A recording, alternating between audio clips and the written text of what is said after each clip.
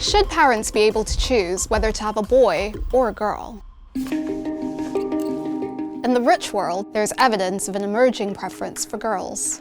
And although the majority of parents aren't actively pursuing a daughter, some are, aided by advances in sex selection technology. Currently, it's illegal in much of the world to pick the sex of your baby. But in some countries, parents and doctors quietly ignore the law, which is hard to police. In places such as Britain, parents can choose the sex of their child if it makes it less likely for the baby to inherit a serious illness. And in a few places, such as Mexico and America, the technology is both legal and widely available.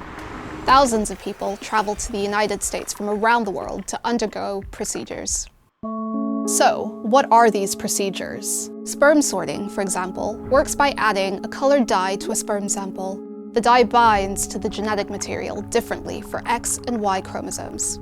It's claimed to have 80 to 90% accuracy, though not all experts agree with this figure. Sex-selective IVF is another option. Doctors take cells from an embryo and determine its sex by counting the chromosomes.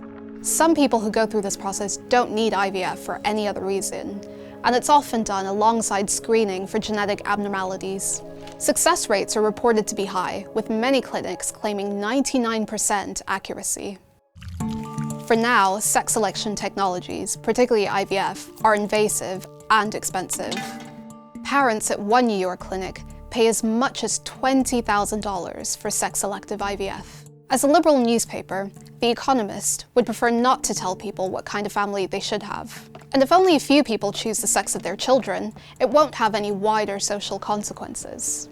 But if lots of people do, there could be. In many developing countries in the past, a strong preference for baby boys led to a skewed sex ratio a generation later, with far more men than women. Those extra men were doomed never to find romantic partners. They strongly resented this. And their fury sometimes turned violent.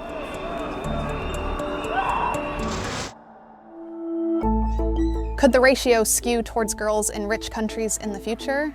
If so, it could have huge knock-on effects. Some people might speculate that a mostly female society would be more peaceful. No one can be sure. What is certain is that if women significantly outnumber men, then heterosexual women will find it much harder to find love or form a two-parent family.